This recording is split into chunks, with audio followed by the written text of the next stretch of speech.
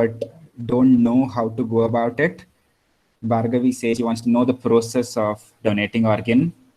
Vignesh says things to be noted during donation. Kirtana says to be aware about our own body organs and how we can help and how that can help others to bring life back. And Nabila says to know about the experience from someone who is involved in this process. Vishnu Nair says organ transplant recipient here. Wonderful. Just checking about the Really nice to have you on call, Vishnu. Neeraj, I want to have some knowledge so that I can have my others and educate my family. That will be our objective also. Anuraja, hello, organ donation. How the family contact? Padma says, I am keen to pledge my organs. I have some familiarity with the process, but wish to have more clarity with the process. Support Vertiligo says to know more about an organ donation. Can everyone go for it? Do's and don'ts. Vignesh is asking us about the procedure for organ donation. Srinidhi wants to know more about organ donation, procedure for organ donation, whom to contact. All right. To know about organ donation and to know how can I help. This is from Muskan. Priya says to get registered and to pledge my organs. Farhan says to show people the importance of organ donation and how that can bring about a change to many people's life. True, Farhan. Okay, guys, I'm just throwing one question at you. Before that, can you guys confirm if I'm audible? Yes, you are. Okay. Yes, we can hear you. Okay.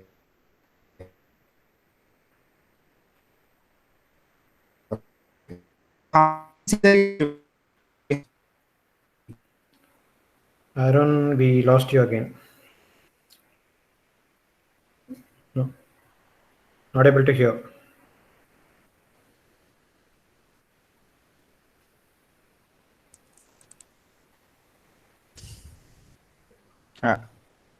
Okay. Let's quickly get into introduction and then start off. Proceed. I don't know why this is happening. We'll have intro about what VFC is for those who are new here. Varsha, please go ahead.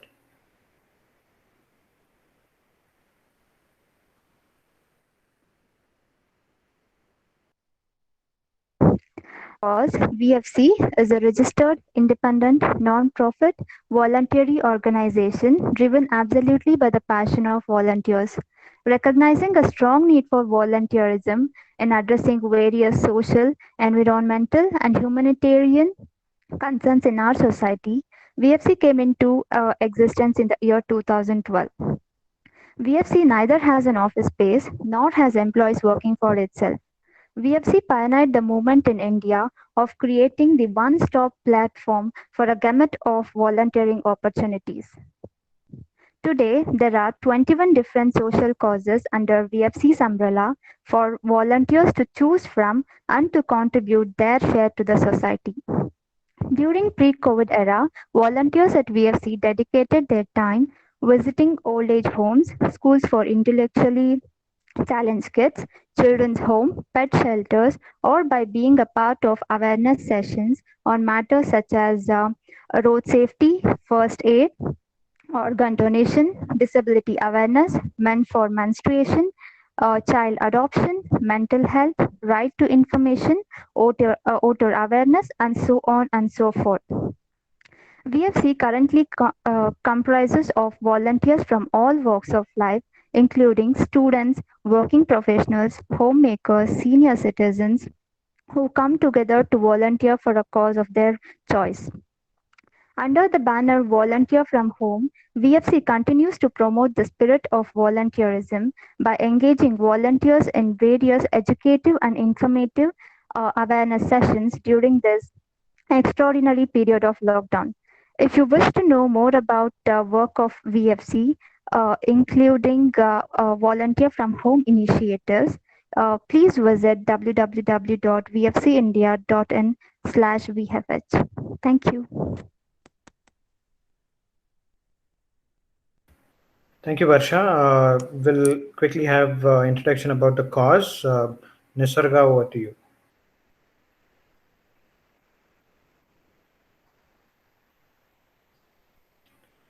Nisaga, are you there? Nisaga, you are on mute.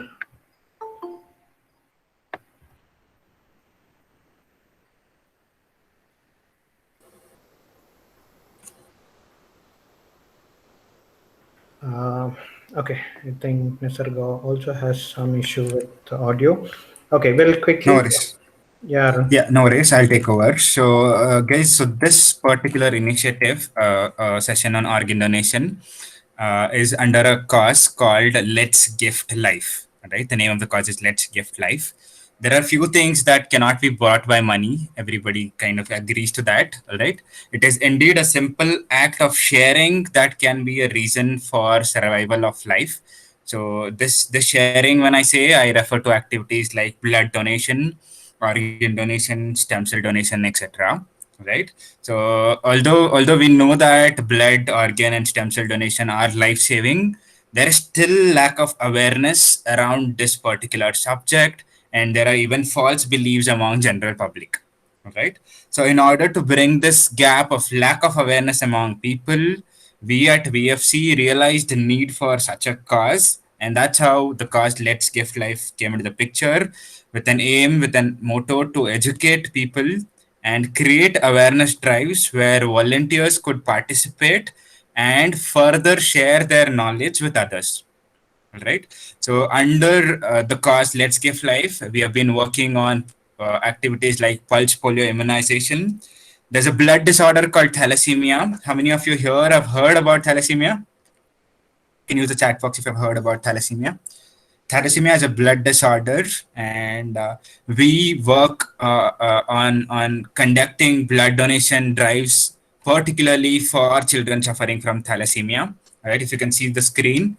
Every once in 3 months, we have a blood donation drive wherein we go interact with children suffering from thalassemia.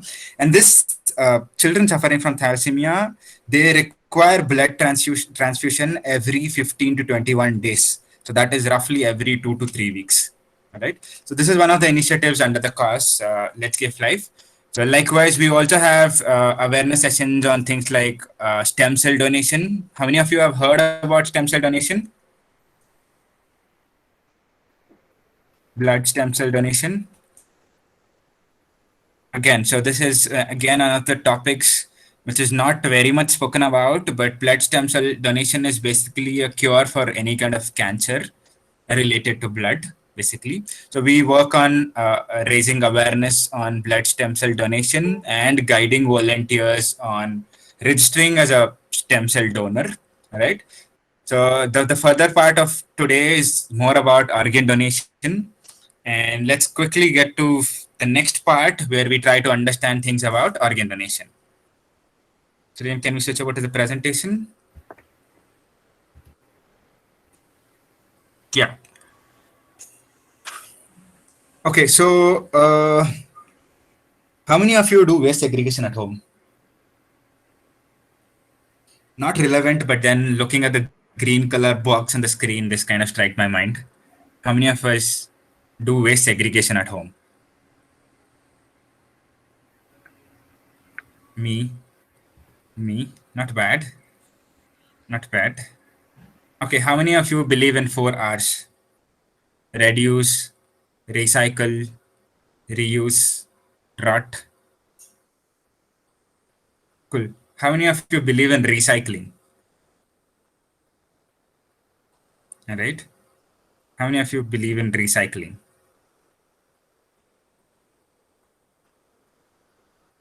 Okay. So then can we go to the next slide? Fantastic. Okay. So what is that you see on your screen?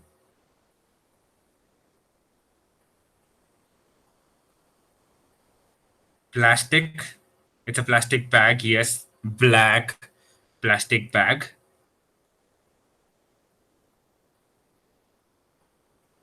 Okay. Do you think it's basically a session on how to knot a plastic bag? Heart-shaped plastic bag. Okay. Next, Suryan. Okay. So what is this? Next.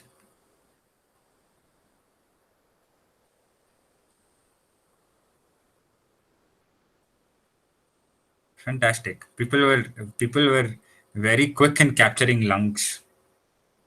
Next, Suryan. Okay, so basically, uh, after we die, so basically these are also things that basically go into the trash. Okay. So do you think it has to go to the trash, or it also falls under one of the R's which says recycle? Do you think they need to be recycled? How many of you say yes? Okay, the first one was heart, the second was liver, not pancreas, and the third one was lungs. So did you guys know that we could donate these organs? Okay, so let's move further. All right, so further where we would cover on things like what are the organs that we could donate and when is that we could donate. All right. So now having spoken about the importance of recycling the organs. All right. So let's understand what is the current statistics and what is the current figures when it comes to organ donation at the national level, at the state level, and at the global level. Over to you, Suryan. Yeah, thanks, Arun. Good evening, everyone. So before we begin the session, a quick disclaimer. Um, One is we are not medical professionals, so we will not be getting into any kind of medical terms here or the function of organs because that varies from person to person, though there are some similarities, but it always depends on at the end stage what is the condition of organ, and only the medical professionals can take a call whether the organ is needed or not. So we will not be getting into any kind of medical terms here. Second, we are not any authorized body or authorities from government.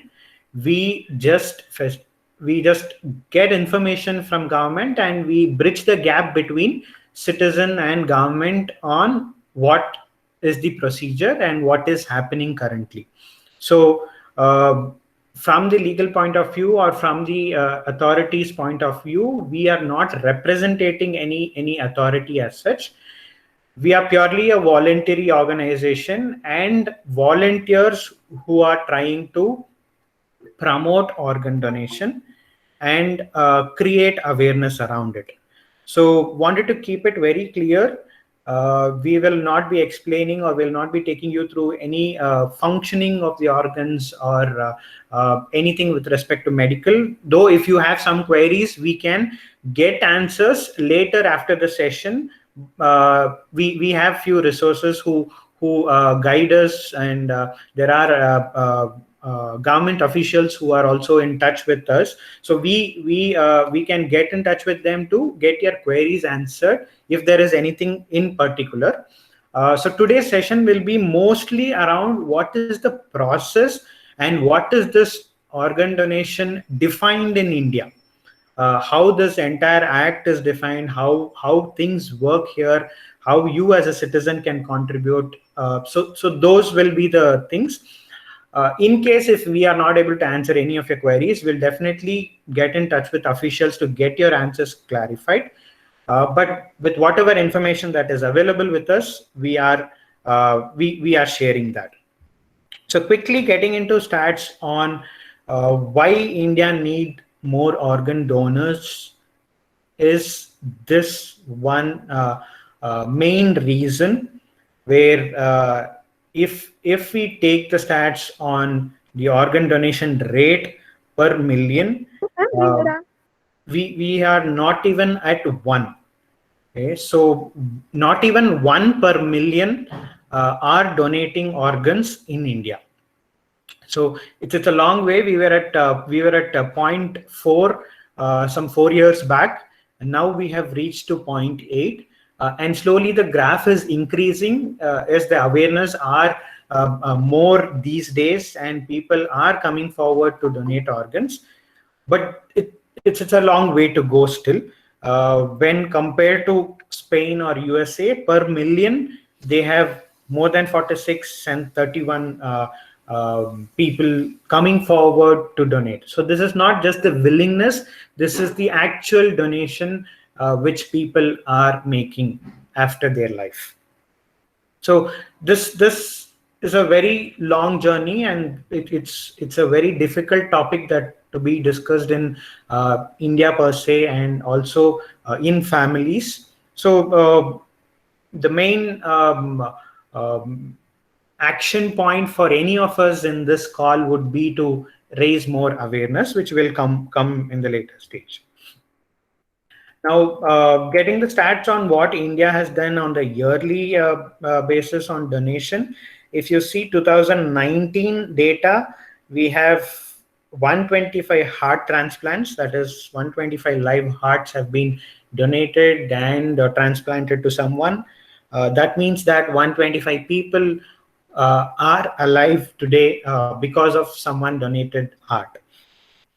And around 2000 of kidney is always at the highest range, because live donation also happens, as in people who are alive also can donate kidney. So that is one of the reasons for kidney to be at the higher range of donation and transplant. Liver is also on the similar lines. A part of liver can be donated because it grows after removal of some part. So that is on the second highest donation part. Now, taking the entire donation stats for the country from the time the Organ Donation Act came into picture and they started regulating, as in the government started regulating, these are the statistics that from the start of bringing in this act as such. So living donor is around 29,000, and cadaver is nothing but after life is around 2,400. So for a country of population, of such a huge population, this is way less when compared to other countries who are coming forward to help.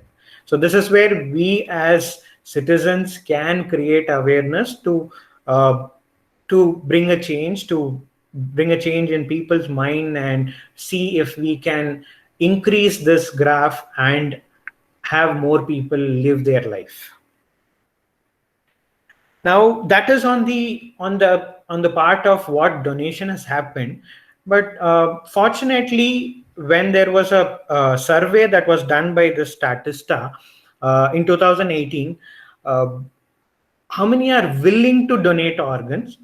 So here India stands at the top level, that most of the people whom they interacted with the survey have told that they are willing to donate.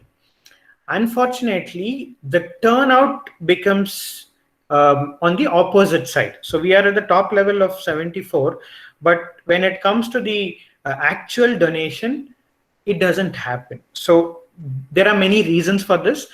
One main reason is, I am willing to donate my organ, I have pledged, but my family is not aware of this. So at the end stage, it is not you as a person decides, it is the family that decides.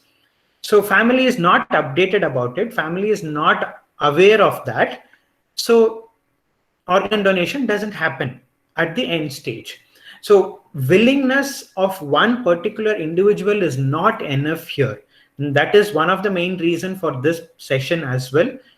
You as an individual, even if you're willing, it doesn't matter much, but you should keep your surrounding informed that you are willing to donate organs, you are a proud organ donor, or you are willing to pledge, or you have pledged to donate your organs. So that is the main point that we all have to keep in mind and start creating awareness about. We'll also come to the pledge card and other parts in the next few slides. Another positive thing which we have observed here in the recent data is, India is the second largest transplanting country. That means that though our donations or people coming forward to donate are less, but with whatever people who have coming forward to donate, utilizing or using those organs, we are at the top level. Okay, we are not missing any chance of transplantation. If there is an organ available, then all arrangements are done to make sure that that organ is transplanted to someone who is in need of. So we stand at the second position after USA, where in 2000 alone we have 10,000 transplants that have been done. So there, it's a good it's a good sign that India is progressing towards having transplantation done in a very successful way. Now, though we have been doing this transplantation, and then there are a lot of coordination around, the health minister has come forward and told that though government is putting all their efforts, it is required that the citizens should come forward to raise more awareness on this. And organizations or companies, colleges, schools, everywhere, if organ donation topic is spoken, then there is chance of us increasing a lot of people coming forward to donate organ. So with this in point in our mind, we started off creating awareness on organ donation, where we have conducted more than 15 sessions so far. Yesterday, we also conducted a session for school students of age 6 to 12 years. In fact, it was our first session for students, but it did go really well. It was a lot of interaction between students we had. So we are currently conducting across different organizations, and if schools or colleges invites also, we do sessions. So this is open session, which we do. Again, we do not charge anything for this one. Quickly to look at why we should donate organs, or what is the current people who are waiting for. The first most point is every year 5 lakh people across the country die because they do not get organs. This is something that should sink in our mind very deep. Unless or until it is one of our family members, we don't actually realize it. But every year 5 lakh people die just because they do not get organs. And 2.2 lakh people wait for kidney, at least one. And out of 2 lakh people, hardly 15,000 people get kidney transplant done, and the remaining will, as in either they cannot afford or they wouldn't get kidney. Affording is the second part, but the first part is kidney available or not? So one more point to bring here when we are talking about kidney, we all would jokingly say also, for example, okay, do you want to buy iPhone? Then you should sell your kidney. We all would have told at some point, right? Or you would have heard that one. So, so this is something which was happening in Tamil Nadu in a very high rate, where people were giving out their kidneys because of money. And it was a major, it is considered as human trafficking, where just because of money, selling your organs is not a good thing to do. So when Tamil Nadu was hitting a major high on transplanting kidneys from people who just want money, that is when the government of India came into picture, telling that this is a wrong way and this should not happen. And that is how the Transplantation of Human Organ Act came into picture, which we will talk in the next few slides. But just wanted to highlight that we all would have heard about kidney, selling kidneys as such. Selling kidneys is illegal, or selling any organ is illegal. Even blood, for that matter, people are encouraged or told not to sell blood. Blood is always donation, it is not selling. So any human organ is sold, then it is considered illegal. and it is defined in our act also. We'll come to that act. And again, with respect to other stats, on 1 lakh people wait for liver transplant, but they don't get it. Around 1,000 only get it. And every 10 minutes, a name is added to the waiting list. So waiting list also will come. Waiting list is nothing but if anyone who needs organ, then they will have to register at one particular place and their name will get added. So now, by the time we finish our sessions, there would be at least 20 people who would have registered telling that they are in need of organs. So if you think about it, it is too much to digest. Like by the time we end this session, 20 people across the country would have registered telling that they are in need of organs. And on the positive note, a deceased donor is capable of saving 9 lives, up to 9 lives, and improving the lives of many others. So there is a lot in everyone who have, as an after their life, there is a lot to give, and whether the family is coming forward to give or not is the big question. Now, quickly on what is organ donation and transplant, the process or the definition is very explanatory. Organ donation is nothing but a person who donates, or a donor donates organ to someone who is in need of, and transplant is nothing but the operation that is done in getting organ from one person and placing it in other person.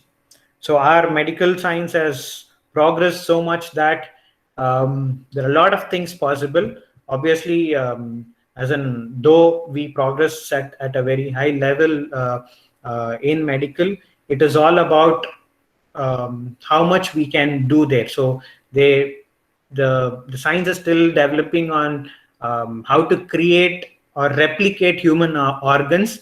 That is kind of nearly impossible for the science. All that the science currently can do is use what is given to a human and then place it only. So it is very important that everyone who live here, and then by the time we leave, at least we leave some of our organs here so that others can benefit out of it. So now, any questions so far before we move to next section? Any questions? Anuragha says no. Okay. Okay, Arun, over to you on what can be donated. Yeah, thank you, Suren. That was a serious discussion. So I think we'll have to lighten up the session a bit, right? Guys, are you all with us? We're gonna go a little slow, but are you all with us? Yes. Can you respond with some energy? All right. So I say that we have 3 sense organs. How many of you agree with it? 3 sense organs. You can unmute yourself and talk also. Am I audible first thing? Okay, so we have 3 sense organs. Am I correct? Wrong? Somebody says 5. Somebody says no. Okay, let me give you options. Am I correct? Am I wrong? Wrong. Wrong. Okay. So how many of you have actually been to an ENT specialist?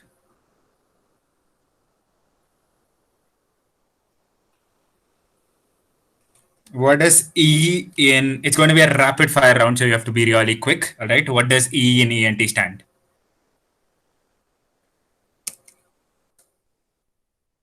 Wait for your answers. N, T is throat. Okay. So you mean to say there are some other sensory organs apart from this? Okay. How many of you say that there are 5 sensory organs? Quick. Okay, the first one is eyes which we used to hear, nose which we used to taste, tongue which we used to see, and skin which we used to hear. Am I correct?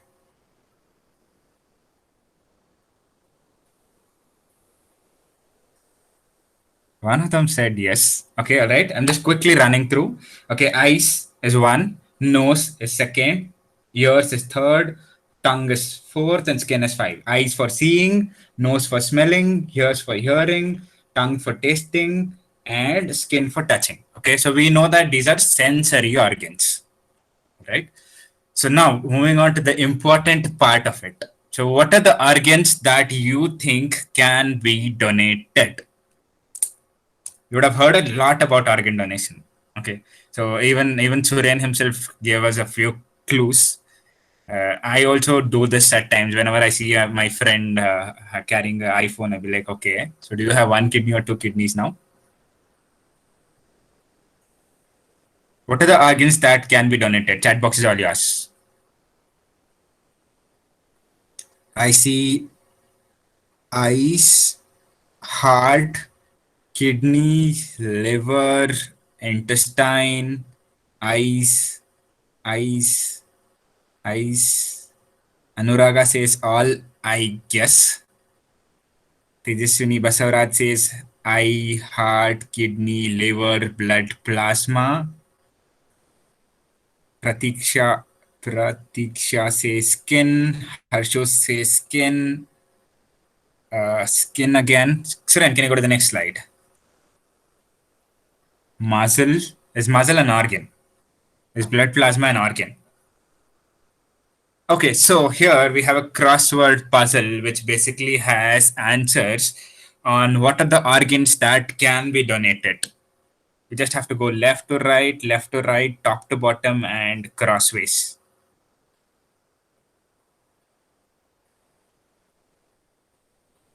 I think for today's technology, everything can be transplanted now. No, that is actually not right. Okay, so people are finding clues. One says skin, another says intestine, third is lungs, fourth is pancreas. Padma, can you help me locate pancreas? Liver.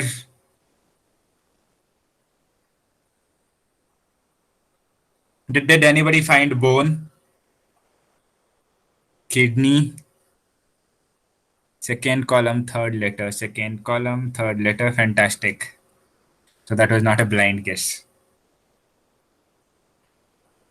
Okay, I think there's a very important organ that we have missed till now.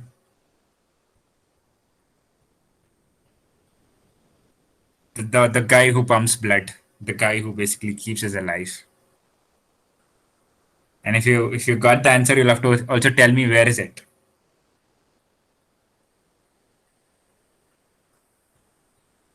Heart, fantastic. We have covered most of them. So the organs that one can donate are heart, bone, intestine, pancreas, kidney, lungs, liver, and for those of you who said eye, it is the cornea that we donate, right? Cornea and the bone. I'm just repeating it. We can donate heart, pancreas, intestine, kidney, lungs, liver, cornea, skin, and bone. So then can we go to the next slide? Yeah. So if you want to see all of them, they're all here lined up. Can anybody guess what is the first organ? Guys, let's keep it a little interactive. It is pancreas, followed by the guy standing next to him is the kidney. The third one is the bowel or the intestine. Fourth one is the eye or the cornea. Fifth one is the heart. Sixth one is the bone. What is seventh one?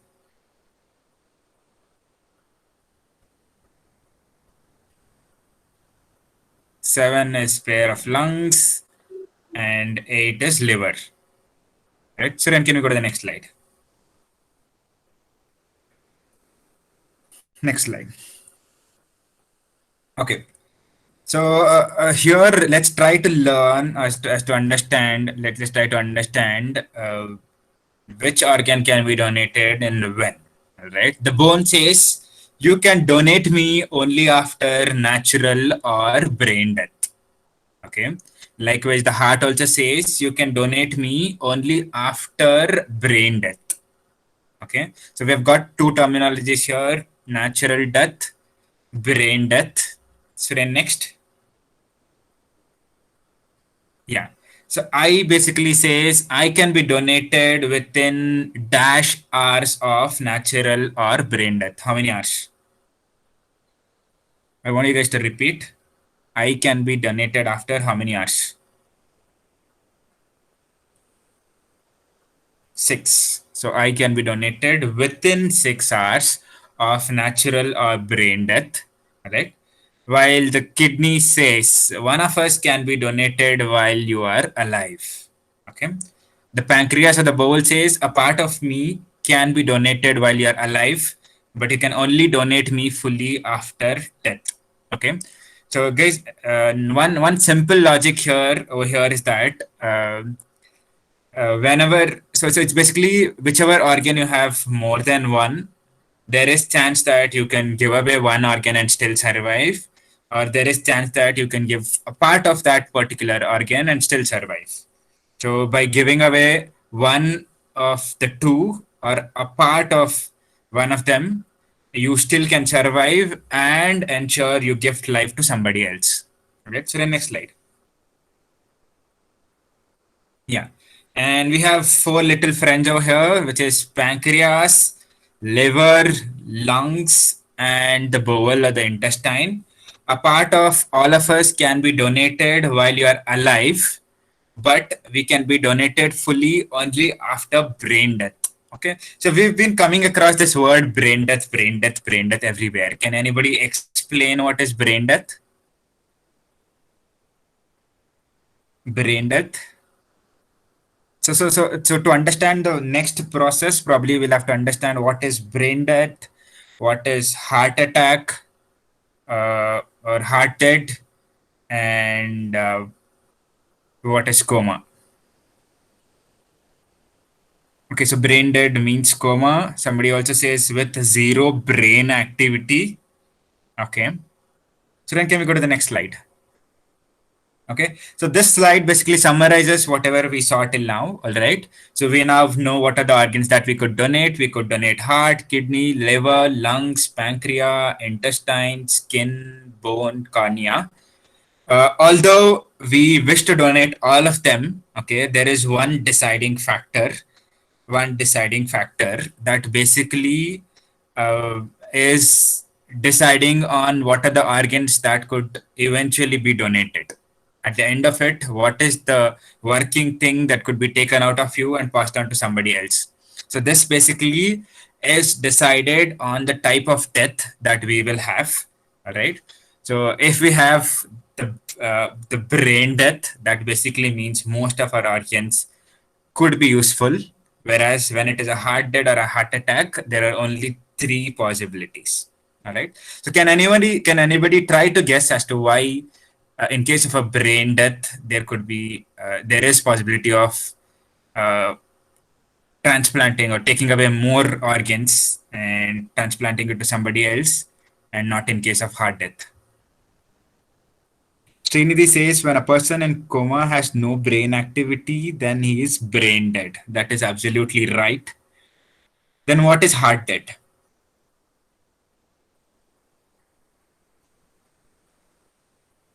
What is heart dead? Isha Wing says with no blood flow, organ fails. Srinidhi also says in case of brain dead, okay, in case of brain dead, blood will be circulating throughout. Blood circulation is intact in brain dead. All right. So, guys, you are right. So, one small difference here is that unless and until there is heart that is pumping, there is blood flow that is happening, there is blood that is carrying oxygen, all your organs are going to stay active. Okay. So when a person is declared dead out of heart attack, it basically means the heart stopped working. The moment the heart stops working, all other organs stop working. And that is how, in case of an heart attack, you are able to donate only dash organs. How many? How many of them? Only dash number of organs in case of heart dead. 3, right? So, but when the person is brain dead, it basically means the person is in coma, whereas his heart is still beating, the blood is still carrying oxygen, and all his other organs are functioning normally. All right. So, moving to the first part, which is about living donation. Suren, can you go back? Yeah, living donation. Okay, living donation is something that you and me could do even when we are alive.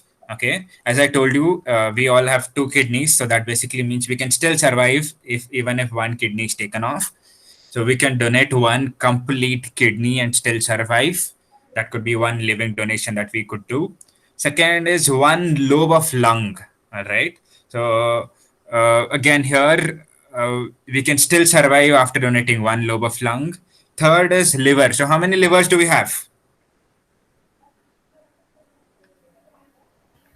Yeah, note lobe of lung is different than whole lung. We're not sharing the entire lung. It is just a lobe of lung. Okay, so we have one liver, and we cannot give away the one liver that we have and survive. So it is going to be a portion of liver. Same thing holds good with pancreas also, and intestine. So with respect to pancreas, intestine, liver, and lung, it is just going to be a portion of it. And in case of kidney, it is going to be one kidney out of two kidneys. Right? I hope this is clear. Right? So we'll have to come back to this topic again.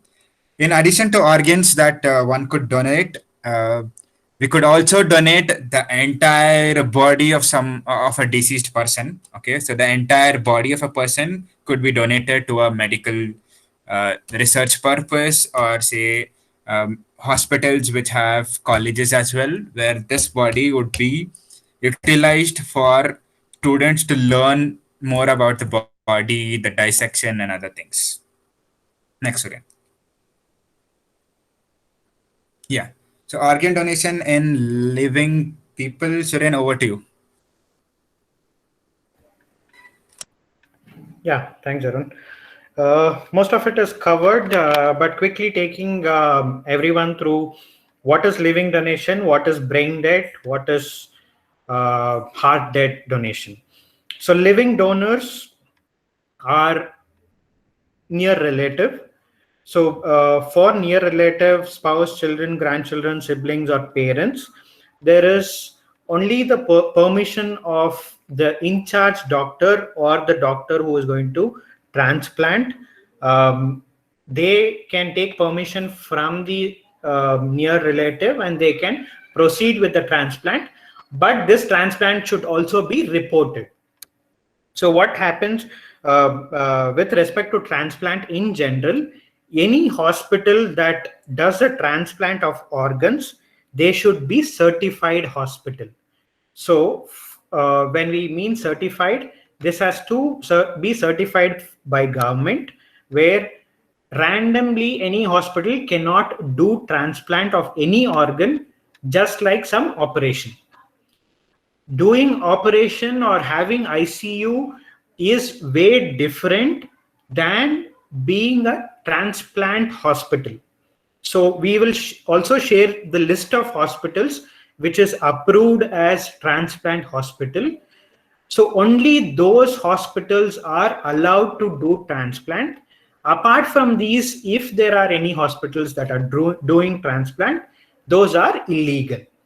If the government comes to know, or if someone complains, there is a violation that they have done, and then they can be charged, and also the hospital can be closed for this particular reason. And there are a lot of instances that has also happened in our country where without permission they do transplants, and those kind of hospitals are being raided on and off basis through this the centralized body. We'll also come to who the centralized body is, but just want to highlight that if a near relative is donating organ, the government will not interfere.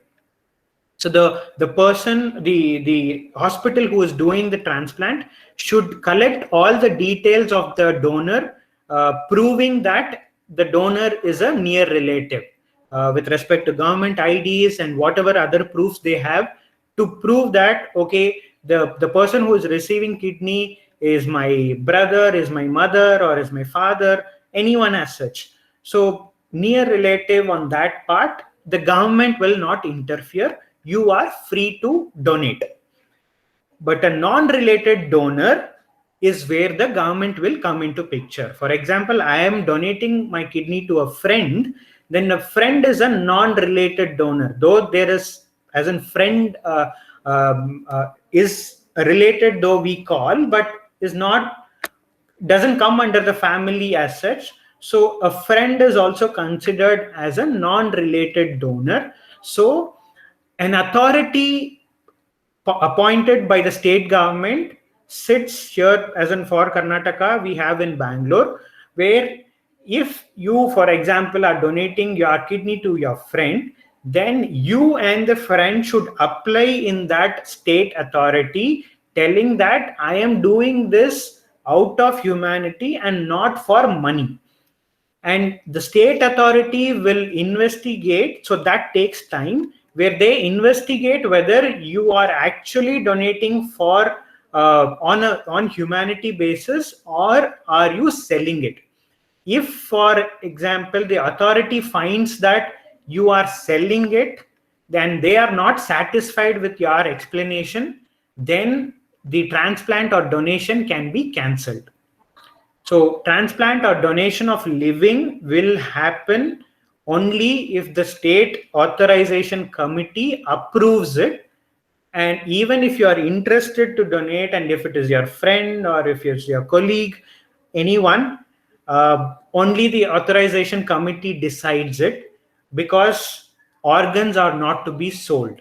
Organs, as in no one should take money for organs. So that investigation happens for living donors. Now, any questions on the living donor part? Sure, Neeraj, we will share the presentation. Okay, hope no questions on the living donor part. We'll quickly move into brain dead. So this is where people get a lot of confusion with respect to brain dead and coma. Brain dead and coma are completely different. Brain dead is not same as coma. A very simple example to give: in brain dead, a person cannot breathe by themselves, so they are always on the ventilator. But in coma, a person can breathe. Only thing is they cannot understand what is going around, but the person is all by themselves. Their heart functions, their heart pumps, so all the organs are working fine. So coma is not brain dead, and brain dead is not coma. So one thing we should all be clear is brain dead is way different than coma. So what happens in brain dead condition is, this is mostly when a person is strongly hit on his or her head, either through accident or some injury on head, which is directly affected on the skull and the brain, where the brain starts swelling. So in brain death, what happens is, when the brain starts swelling, to an extent only brain can swell under the skull. When it goes beyond the swelling limit, the brain stops functioning. So this is what happens in brain dead. In coma, the brain doesn't start swelling. In coma, the brain is intact. Only thing is, they are not able to understand or realize what is going around. The brain activity is kind of as in on a silent mode kind of a thing. But in coma, in brain dead, the brain is swelling. So the swelling doesn't stop. That's when it is a irreversible damage. So in brain dead, when the brain starts above the limit of that capacity, it cannot be reversed. This can only be certified by the neurosurgeons. So here, when someone tells brain dead in a hospital, the treating doctor cannot tell that the patient is brain dead. So this is where a lot of confusion comes into people, that okay, this treating doctor might have some other intention. He is just telling that the patient is brain dead, and they might take organs and give it to someone else. So this is where government has defined a rule that if a person has to be declared as brain dead, then there has to be a panel of 4 doctors in a span of 6 hours, that is 2 times. All these 4 doctors have to sign telling that the patient is brain dead.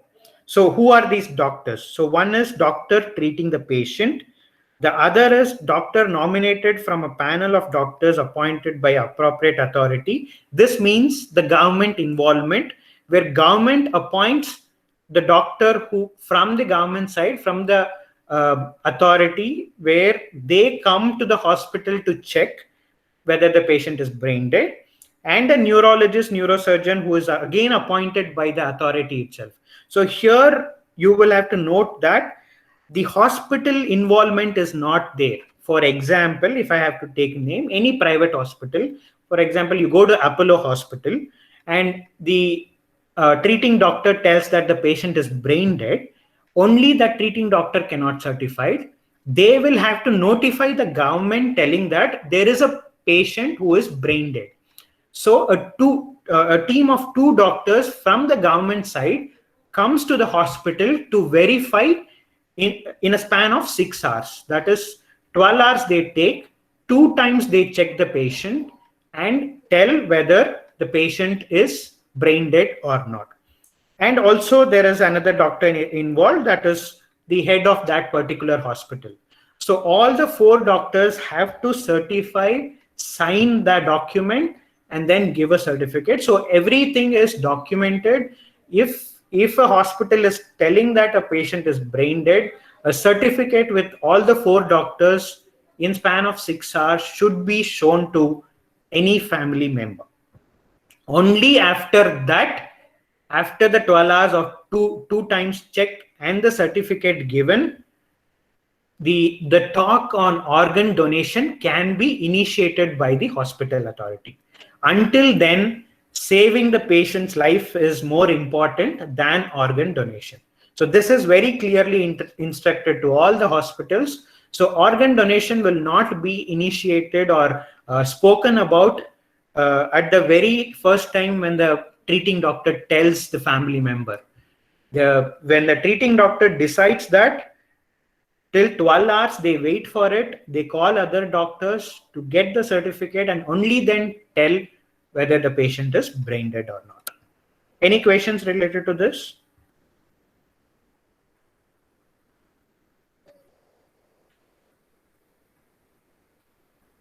Two things, either you understood or completely not understood anything.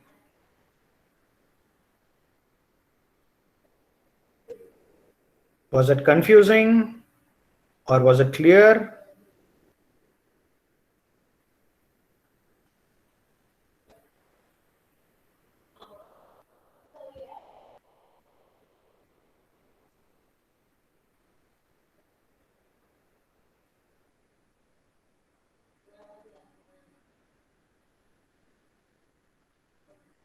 Okay, clear. Okay, yeah, Nabil, yeah, in a span of 6 hours, twice it has to be checked, right?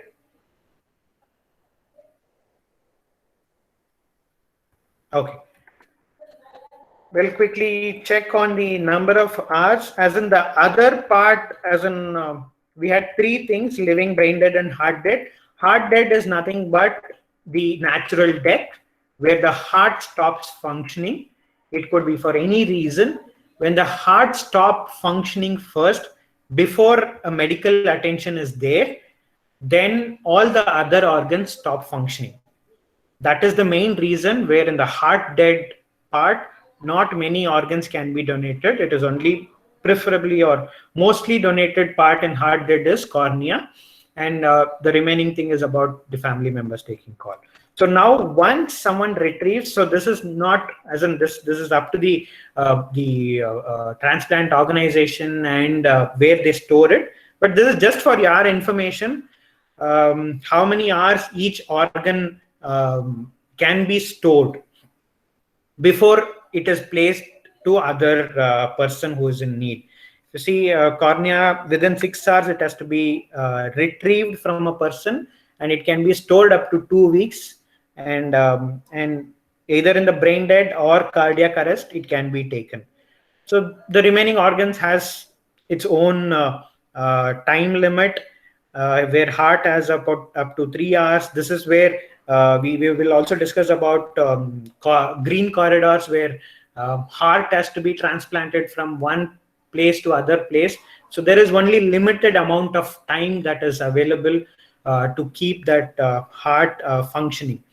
So every organ has its own time limit where it can be either stored before placing it on others. So we'll not get into much details on this, because every organ, as we already told, has its own as in state while it is being retrieved. So only a medical professional who is retrieving the organ at that particular point can decide how many hours it can stay. So these are all just rough numbers, as an approximate numbers only. Some heart can also stay for 4 hours or 5 hours also, because we have seen a lot of cases where heart has been transplanted from Bangalore to Chennai in a very short period of time as well. So it depends on the state or condition of that particular organ at that particular time. So quickly moving to what organ donation in India, how is it defined? So we have an act called Transplantation of Human Organs Act, that is THOA, which was passed in 1994, and it is aimed to all removal or transplantation or storage, everything comes under this act, and this act defines everything around organ donation. So anything that is done apart from this act is considered as illegal. So who is this organization or the department? This is called as NOTO.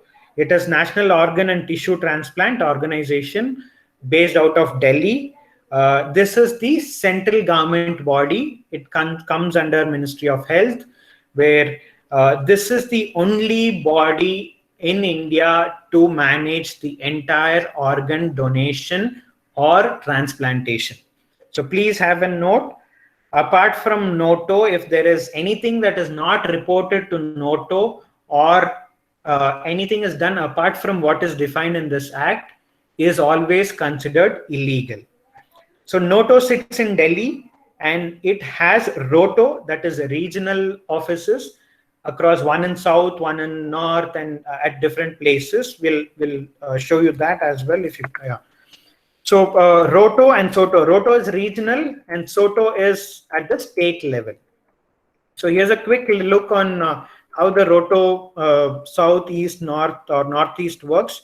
ROTO south, since we are in Bangalore, Karnataka comes under ROTO south. ROTO south is managed by Madras Medical College in Chennai, and every report or every management is done by ROTO South for Karnataka, Tamil Nadu, Andhra, Kerala, Puducherry. You can see the list here. So SOTO is where at the state level a body works, the government works. In Karnataka, it is called Jiva Sarthakate. We'll come to that as well. And every state has its own. There are few states who still did not define their SOTOs. The NOTO is working on to get all the states have their own SOTO, but there are few states which are still not, as in kind of hesitant not to have their own SOTO. So the regional, in those states, the regional manages it. So this is the structure of how the organ donation is managed across the country. Now, we'll talk a bit about Karnataka, since as in we interact with the officials or the organization here. In Karnataka, the SOTO that is the state level organization body, was formed in 1995 as an NGO. It was not government organization. It was just NGO which started telling that we will coordinate in association with Noto and Roto. And slowly they started picking up, and then they started coordinating in between as in 1995 to 2004, and they had few donations that happened. And in 2004 is when it was renamed to Zonal Coordination Committee, ZCCK. And until 2017 it was named as ZCCK, and ZCCK was taken over by government of Karnataka officially in 2017, and they renamed it as Jiva Sarthakate. So currently in Karnataka it is managed by Jiva Sarthakate, a separate body from government of Karnataka to manage or monitor the entire organ donation of deceased donors. So here you will have to note that Jiva Sarthakate deals only with deceased donors. That means that brain dead, heart dead.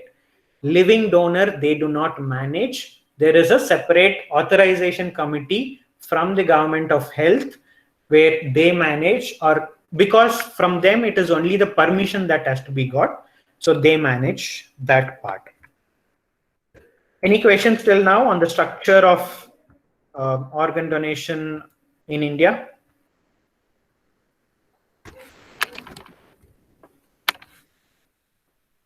No doubts? Okay. I'm getting a bit worried whether I am being very clear or whether I'm not very clear. Arun, do you want to add anything? I think we'll have to give all of them a small break, probably a break of 2 minutes, and then continue. Sure, Let's make definitely. it 3 minutes. Guys, let's take 3 minutes of break. We've been sitting for more than an hour now. Probably you can go grab some water, use the restroom, just take a small walk and come back. Sure, 5:15. 5:15, yeah. And the break is for you as well, sir. So meanwhile, as on while we take break, probably you all can put questions if you have any. This could be until what we have covered, or if you have any other question also you can put in.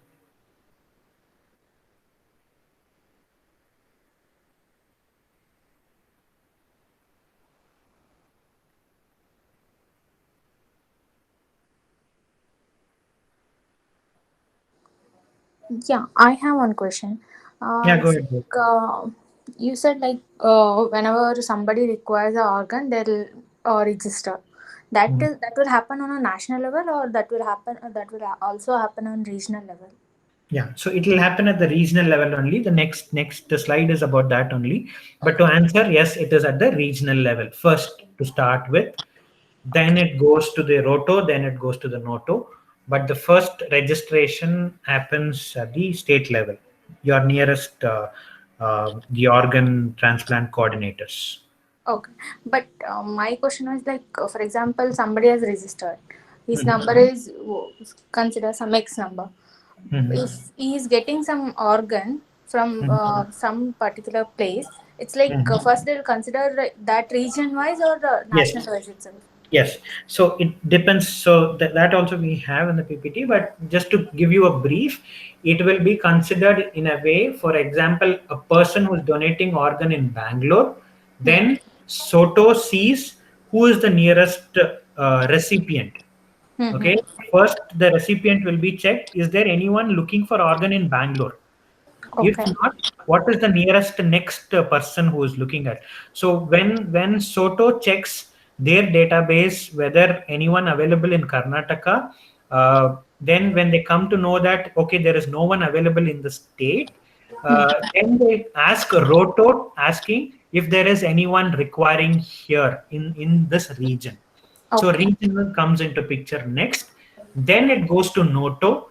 If the regional doesn't have any transplant as an recipient, then it goes to Noto telling that okay, in our region we don't have. What is the nearest other region that could take this organ?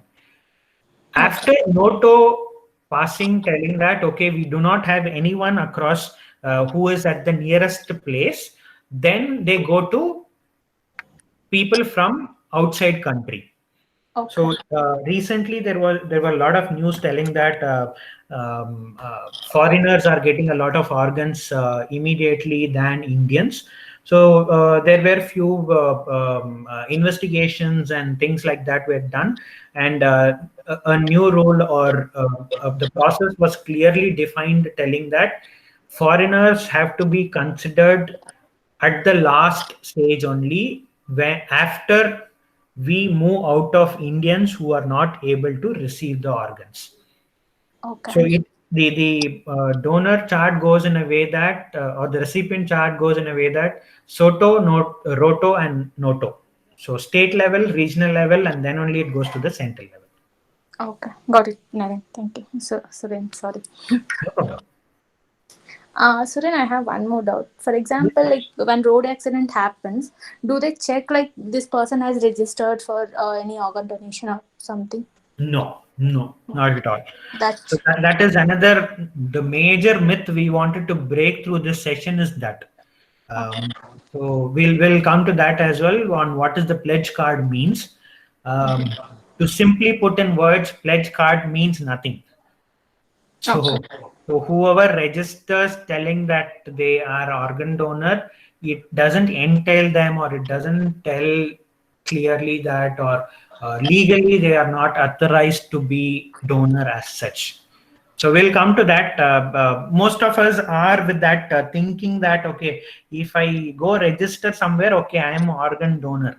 That's it. My role is done. Is what most of them think. That is not what it is, and that is one of the main reasons for us to conduct this session, to break that myth of what organ donor card means. sure. Can you start? Yeah, Suren. Okay, quickly getting into process of a recipient. So recipient means if a person who requires organ, if a person requires kidney, liver, heart, whichever organ it is. I talk from Karnataka perspective, but the process remains same for all other states. Every state has their own organization. In case if you're in Mumbai, you have ZCCK in Mumbai. Okay, in case Rajasthan or anywhere it is, you can check for our state board or state authority for organ donation or transplant. So registering at Jiva Sarthakate, this government board is the first step for anyone who is looking for organ. And once they register, this is not a manual process. Once they register, the detail is loaded into the computer, and every time the check or the looking for donors match is done through the computer software. So there is no manual intervention here. A software is developed by Noto, and it is being implemented across Roto, Soto, everywhere, where only the details have to be entered by the organization, that is Jiva Sarthakate. Once they enter the details, it is done. When they receive a call from any donor telling that there is a deceased donor, there's a brain dead person here, they are of this blood group, they have the heart size of this one.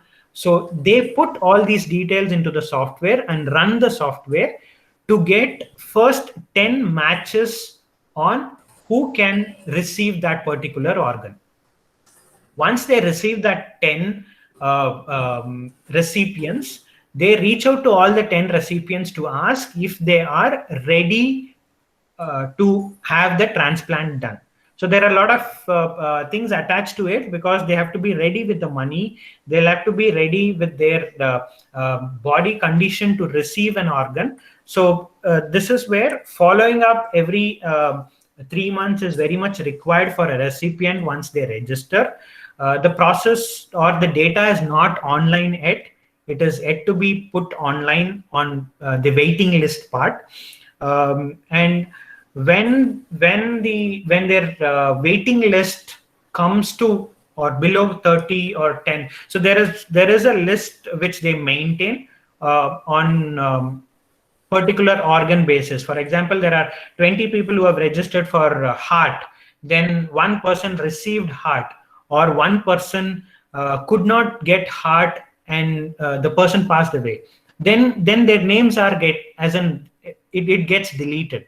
So the waiting list, the person keeps moving one position up in the waiting list, and when they ask Jivasarthakate or any organization, they would tell what is their waiting list according to the database. So when someone tells that the recipient is around, your waiting list is 30 or below that, it is always suggested that be on proper diet, be on proper way that you can afford the transplantation whenever the person gets called. The cost is only the operation, not the organ. So another important point to note is when a person is going to any private hospital or government hospital for transplant, the cost that the hospital has to charge is only on the operation part, not on the organ which they are receiving. Organ is always free. That is where this act and the government comes into picture to make sure that no money is extracted either from a donor or from a recipient. There are government schemes mainly for BPL card holders below poverty line, and there are general schemes also around organ donation and transplant where people can apply for those funds through government. Even CM has their own fund to give it for medical assistance for people. So people can also try, in case someone who is looking for financial assistance can apply to the government asking for assistance. Now, how organs are allocated, it is mainly, as I said, it is only through software. The software runs for matching blood or tissue type. What is the medical urgency? Is it for a baby, or is it for a senior citizen, or is it for an youngster whose condition is very worse, and what is their waiting time, and what is the location of the recipient? Like I've already mentioned, if a donor is in Bangalore, if the recipient is in Bangalore, the preference is given to the Bangalore recipient than someone who is apart, as in far away from the donor. So the distance also matters, because organs once retrieved, it is always suggested to directly take it to the hospital where it can be transplanted rather than storing it. So government again also suggests that keep storage minimal. If you retrieve an organ, try maximum to find any recipient who can take that organ immediately rather than keeping it in a cold storage as such. So that is why location is also plays a major role, and some of them even shift to major cities sometimes for these kind of things. We have heard people moving to Chennai or Bangalore because of this particular reason. Now coming to the donor part. Any questions here? Okay. Does the government regulate the transplantation charges in order to ensure recipients are not exploited? Okay. Here again, according to the THOA Act, yes, there is a cap that has been put for each of each of the operation as such. But again, here it depends on the hospital part, where the other costs comes into picture. The operation cost is defined by THOA Act, but the overall expense in the hospitals is up to the private hospital, which is not defined here. For example, a bed charge in government hospital for per day could be way different than a bed charge per day in Apollo hospital. But the operation cost is defined. So that is where the government regulates on the operation part and not on the other expense part as such.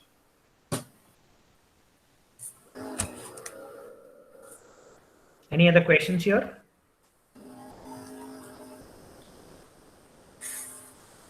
Okay, quickly on the donor part, what you as a donor or what we as donor can do is pledging with NOTO.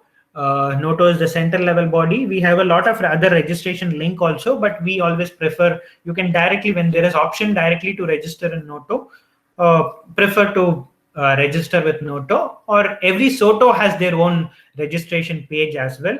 you can register over there as well, showing your interest. So now the first part is showing your interest, but after showing interest, if you keep it with yourself, it is going to be of no use. This is where discuss with your family members comes into picture. I know this is a difficult topic to discuss among family. When I told my parents also, I got the same kind of reaction where when I told that I wish to donate my organs, so I'm registering here. So first reaction from my parents were like, "Why are you talking about all these things now?" So there could be little inconvenience in talking. We might not be comfortable, but in a casual way or in any way, if you can put that word to your family members, it is always helpful. We'll tell you why it is. Okay, and it could be in any form. Okay, if you're seeing a movie somewhere, there comes an organ donation part, or it could be at any instance. If you get some casual talk with your family members, please do put forward this word that you are interested to donate organs. Now comes why it is important, because as per India's legal term, even if you hold a donor card, for example, you register with Noto, you receive a donor card, you are keeping it in your mobile or you are keeping it in your purse, though you have that, you do not have rights to donate your organ after the death of the person, because the family members who take care of the person at the end stage has a say. They only have the say. No other one has the say. For example, a person's relative or the person who is blood related is there in the hospital of the deceased person, then only that person who is signing has the rights or the legal rights to tell whether the organs can be donated or not.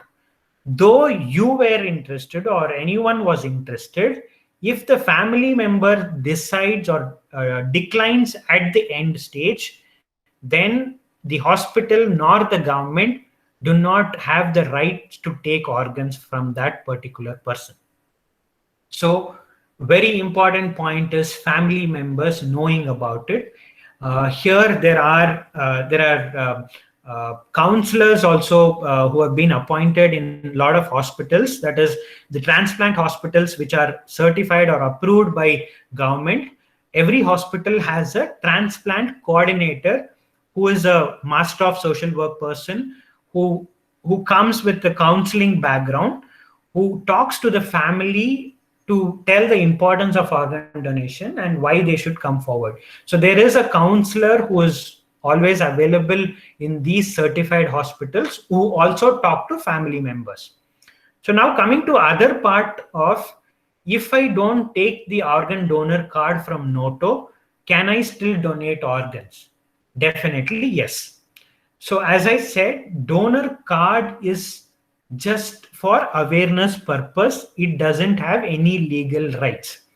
Even if a person who did not take donor card or did not register, but the family member is aware of organ donation and the family member is okay to donate organ, it is absolutely a go. So the organs can be donated. So the awareness part is very much important here. And what organs can be donated, though you or anyone pledges to donate all the organs, like whatever organs we discussed here, though you have pledged to donate all organs, only the doctor can decide at the end stage which organs are functioning, and only those can be donated. So it is in none of the donor's hand. It is at the end stage which organs are functional, only those can be retrieved. Now these are few penalties, or okay, before that, any questions? Okay, when you pledge, do you also express which organs you are interested to donate in particular? Yeah, so pledge has all organs we can select, or we can select particular organs also. But again, that will not matter at the end stage, as in no one will check whether have you tick marked heart or have you tick marked kidney or not. At the end stage, it is only the family member and the doctor who will decide whether this organ is functioning or not, whether it can be retrieved or not. Okay, how does the family know the organs are going in the right hands? Okay, this is where again the government comes into picture, where any organ donation has to be coordinated only through the government body, that is through the Jiva Sarthakate, as I told in Karnataka, and the same in other states. So now the patient family has all the rights to ask Jiva Sarthakate where the organ is being given.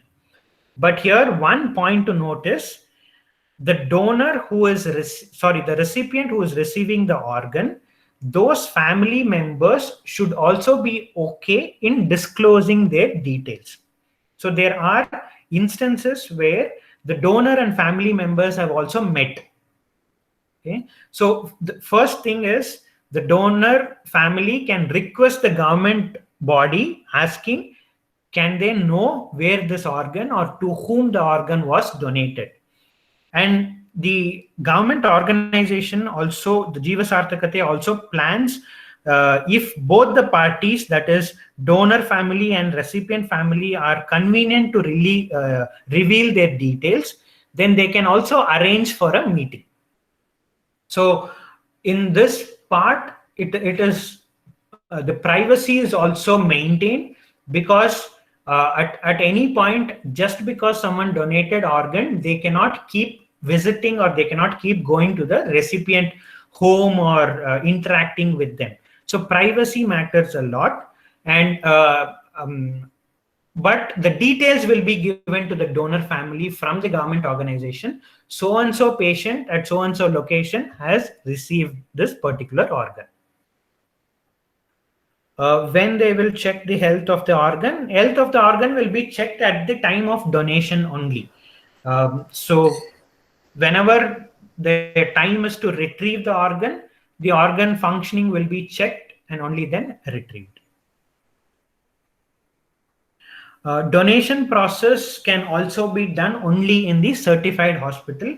There are two sets, as in an hospital can be organ retrieval hospital. That means that a particular hospital can only retrieve the organ, that is they can remove the organ from one person. And there is transplant hospital which can place the organ to another person's body. There are few hospitals which are certified as retrieval and transplant hospital. They can retrieve also, they can transplant also. There are many number of hospitals which can only retrieve, but they cannot transplant. So this is happening because not every hospital has a surgeon who can transplant. So what Noto is encouraging is more number of hospitals to come forward and register at least as organ retrieval hospital, so that at the end stage, at least the organ is retrieved so that it can be transported to a place where it can be transplanted. Okay, so we will share the approved hospital list details as in the link, where you can go through which are the approved hospitals who are retrieval organization or which are transplant organization. Okay, on the penalty part, again, there are a lot of things defined here. If at all you as an individual come across any kind of illegal activities in any hospitals, you have all the rights to raise a complaint to Noto, and Noto will investigate to see what kind of irregularities are happening in that particular hospital and fine them accordingly if found guilty. So you also have a role to play in case if you come across any kind of illegal activities happening in any hospitals. So you can raise a complaint to Noto directly. You can just log into noto.gov.in. They have a 24/7 helpline. You can directly call them and they will be able to assist you on how to go with the complaints. Yes, so who can donate? There is no age limit as such for donation. Again, if a person, it's up to the family members to decide here. So any age group, as long as the person's organs are functioning, they can be donated. So the youngest donor in India so far is 16-month-old baby, and the oldest organ donor is 82-year-old. So no age limit here. It is up to the functioning of an organ at that particular point. Arun, okay, so any questions still here? I'm interested to donate organs, but my family members disagree. In such condition, can we donate? Definitely not, Harshu Kanyana. So because our law is defined in such a way that without family members' consent, no person can donate organs. That is why we insist that though you pledge here or you take an organ donor card, nothing matters here, because legally that doesn't come to place at all. It is only the family members who are with the person at the end stage can take a call. So for your question, the answer is definitely no.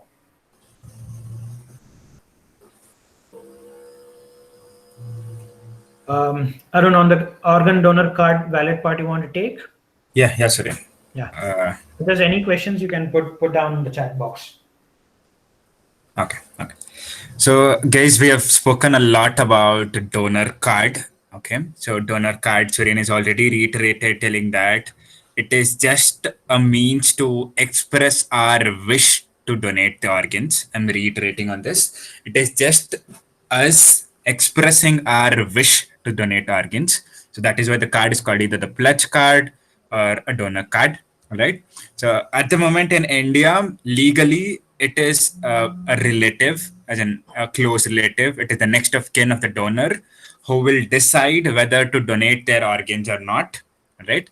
So irrespective of we being an organ donor or not, when the time arises for our organ to be transported, we are actually not there in the scene. We're just a dead body right there, correct? So then it is our closed ones whose consent is required for the process to carry forward, right? So when we register, it is just we expressing our wish. But here the most important part is after registering, we share this wish with our friends and family so that they are aware, and when the time comes, they are there to ensure your wish is fulfilled. Right? So then can we go to the next slide? Okay. So there are a lot of organizations who work on organ donation. All right. So then the next slide. Yeah, organ donation. Okay, so these are a few sample cards. One is the Mohan Foundation. The other one is from Jeevan Dhan. Another one is Noto. So we primarily focus on or advise on getting registered under Noto, because Noto is the central authority for India and comes under the purview of Government of India. Okay, so if you see the first two cards, the Jeevan Dhan, it starts with saying, I so and so wish to donate.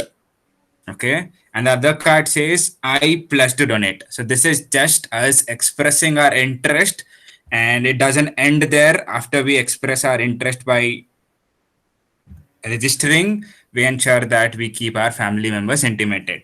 Like Suren intimated, the organ donation card is going to have the list of organs that we wish to donate. If you're able to see here on these two cards, it says liver, kidney, heart, intestine, pancreas, lung, bone, heart valve, skin, cornea, cartilage, blood vessels. But again, going back to the previous discussion that we had, where we spoke about brain death and heart dead, it again depends on the type of death that a person would have. and the organs that would be active at that particular point in time. Right? So then can I go to the previous slide? Yeah. So at the end of the session, we would roll out a link using which you could basically submit a photo of yours, name and photo of yours, so that you get a pledge card. Again, I'm repeating, this pledge card is just to ensure that we keep our friends and family informed about our wish to donate organs. All right. So using this link, you could basically send across your name and photo for a pledge card like this to be donated, which could further be shared on social media or in your friend circle, just to keep your friend and family intimated. So then next. Yeah, so these are a few example cards again. One is from Noto, another one is Jeevan Chatakate. These are volunteers who basically registered themselves as organ donors after knowing about organ donation as a process. Next. Yeah. So somebody was asking about approved hospitals. Like Suren told, we're going to have hospitals which are approved only for organ retrieval. And we're going to have hospitals which are approved to conduct transplantation and hospitals which could do both. So this link would again be shared in the group for you guys to have a look at it. Cool. Suren, do you want to project it now? No, I'll share the link in the group later. Yeah. Okay, the next topic is called green corridor. Anybody who's heard this word green corridor? Okay, how many of you have heard the word green corridor? Green corridor. A corridor filled up with greenery. Is that correct? Okay. Okay, so then if you don't mind, I'm just going to take over the screen. Sure, Arun. Yeah.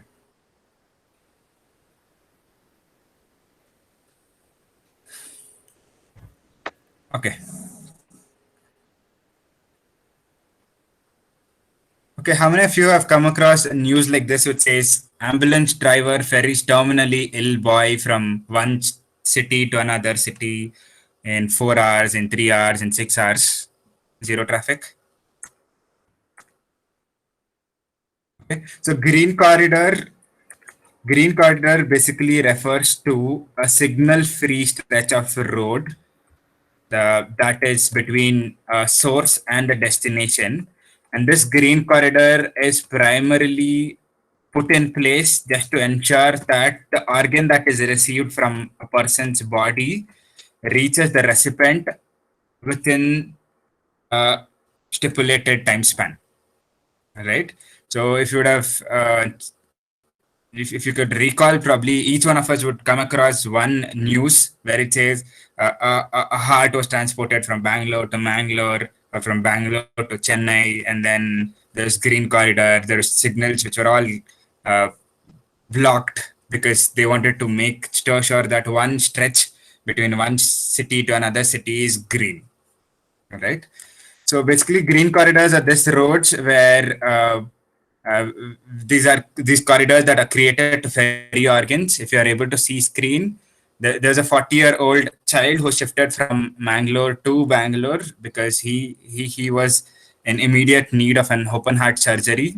So there is another news which says cops create 320-kilometer green corridor for organ transplant. So this green corridor was basically between Shivamogga to Bengaluru, and this was of a person who is brain dead.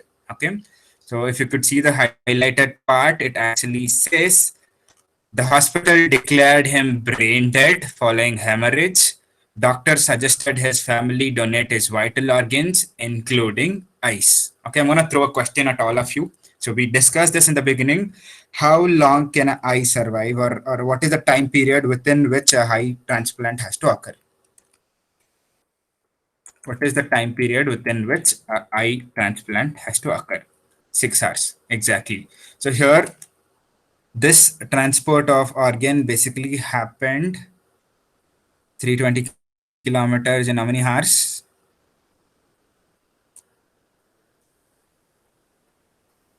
Reached National Highway 48 by Rajada, the family lost by 11:30 a.m. 7:30 a.m. to 11:30 a.m. 7:30 to 8:30, 9:30, 10:30, 11:30. 4 hours.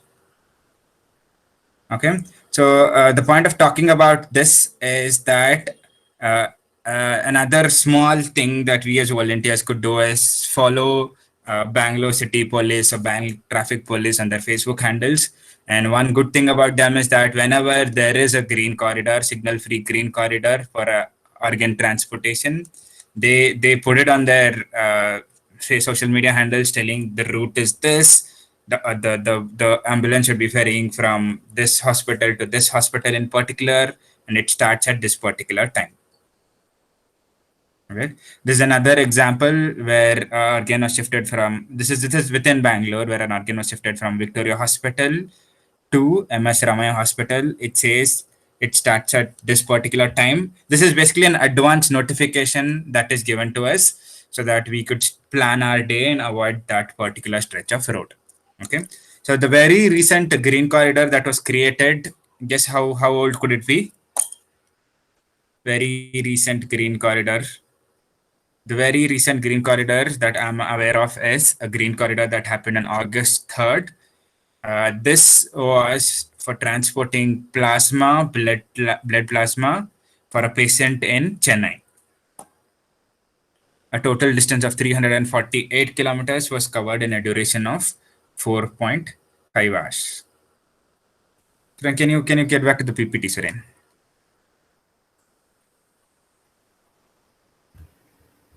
Yeah, sure. So one thing that we wanted to convey here is that it is good to follow the respective traffic police or the civil police groups in your particular cities so that you stay updated on green corridors. Next, Suren.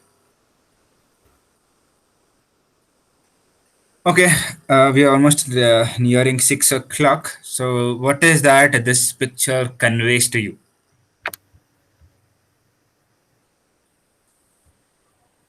What is that this picture conveys to you? Thanking the person who's donated. Exactly. So, the person who donated may no longer be there, but a part of him still gifted life to somebody else. Right? Suren, can we go to the next slide? Yeah. So this is one serious but very interesting slide that we bumped into. All right. So it is the same person, basically in two different situations. On the left, he's a patient. All right, where his thought process says, if I ever needed an organ, I would obviously take one. Okay, I'm repeating it. If I ever needed an organ, I would obviously take one. But when the same person is a normal, active person, busy in his own world, what he could say is something that goes like this: I might register as a donor, but not right now. Okay. With this, we leave it thinking to you as to when you would want to register as a donor. Surya, next slide. Yeah. Any questions? Anything that we missed covering? Now is your time.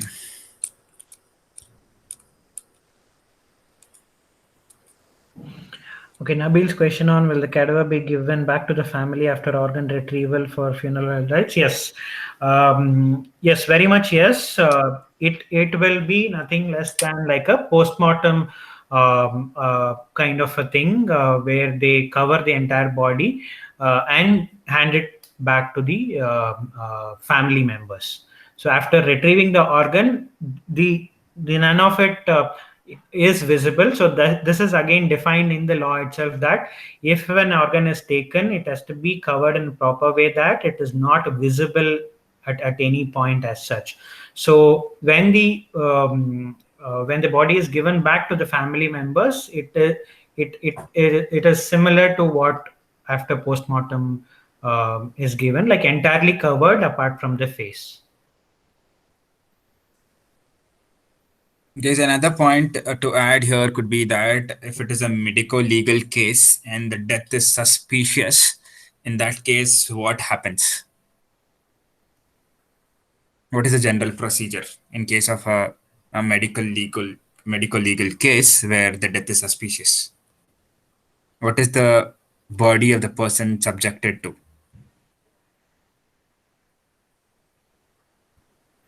Any idea?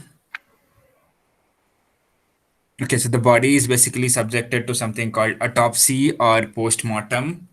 Okay, so any idea as to what happens in autopsy or post-mortem?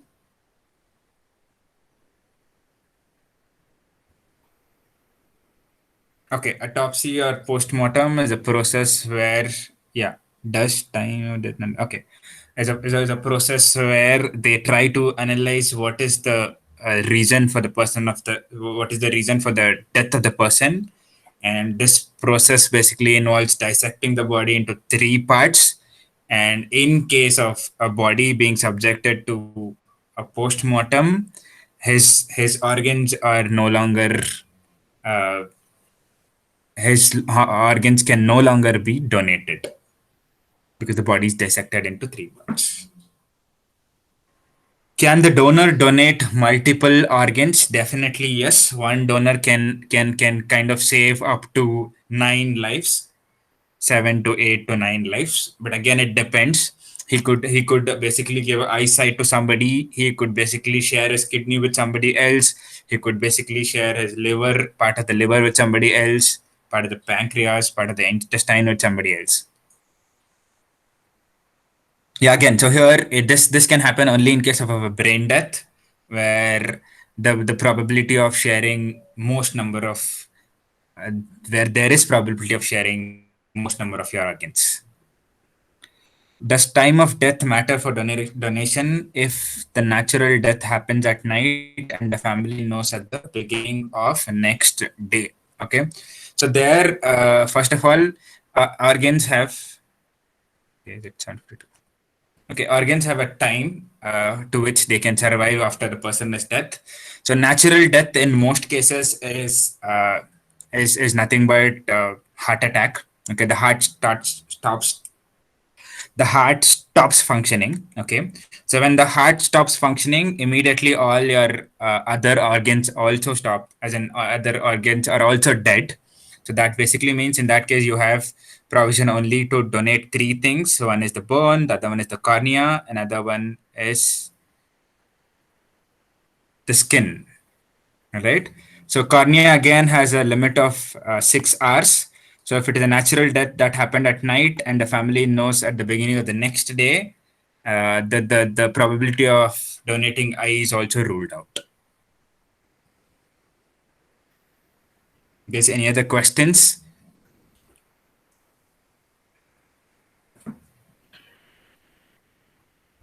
And we don't call this the end, we call this the beginning of us registering or pledging as organ donors and spreading a word. Spreading a word also includes we letting our closed ones expressing our wish or interest to donate organs as well.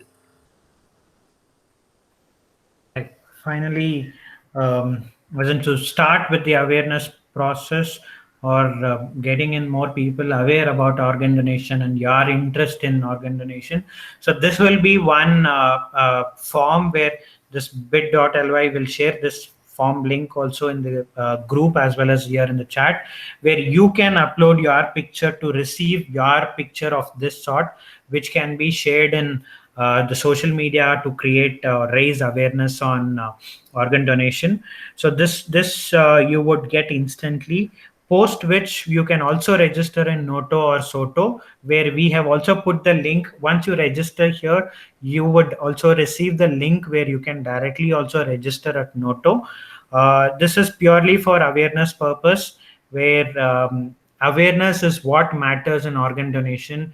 Though someone who is not completely aware of the process also, if they are interested and if they are telling their family member that they are interested and people around them are aware that this particular person was interested to donate organ, then at the end stage, that is all what matters. It is not a personal interest that matters. It is your interest which has to be seen by the outside world. Only then change can happen. So that is the main purpose. We want everyone to register and show to the world that you as an individual are interested, you have pledged it. So at any point, if something happens, so the family need not hesitate much to donate organs. Yeah, so with that, we would like to close the session. Thank you so much for staying and listening. Hope it was helpful. Any queries, if you still have, please feel free to put in the WhatsApp group, or you can also send across in the chat here also. We will try to address that. Thank you. Arun, any last points? No, Surya. No. One thing that probably was on top of my mind is we were talking so much about the waiting list, right? So the basic question to think about is, when does the waiting list come into picture? Is it Waiting is list. it The is it waiting is list. it is it when the supply is high, or is it when the demand is high? No, the waiting list starts as soon as the the recipient registers with the organization. So when the recipient goes and registers with Jiva Sarthakate, they are added to the waiting list. If it is for kidney, for example, there could already be around 100 people who have already registered and they are waiting for it. So this person would be waiting list 101. So the number is already given as soon as they register it. Exactly, correct. But the point is that when you look at supply and the demand of organs, so the demand is high, and that is why something called the waiting list comes into the picture first place. Correct. So the demand and supply could only be met by we trying to spread across the world and enabling more people to come forward and register as organ donors. Agree. Yeah. Cool, guys. With this, we conclude our session. All right. So I'm just gonna drop another link over here. Link to VFC's website, www.vfcindia.in/VFH. All of us would have heard about WFH, which basically refers to work from home. But you have something called VFH, which refers to volunteer from home. So every weekend we are going to have one other session, which is in a way trying to enable volunteers on one other topic. So please visit www.vfcindia.in/VFH to know more about the upcoming events. And with one point, I would want to conclude. VFC is a voluntary organization. All that we do here is as volunteers. VFC has no office space as such, no employees as such. If in case you are interested to come forward to contribute in any form or conduct any kind of a session, you're welcome. Thank you. Have a good day.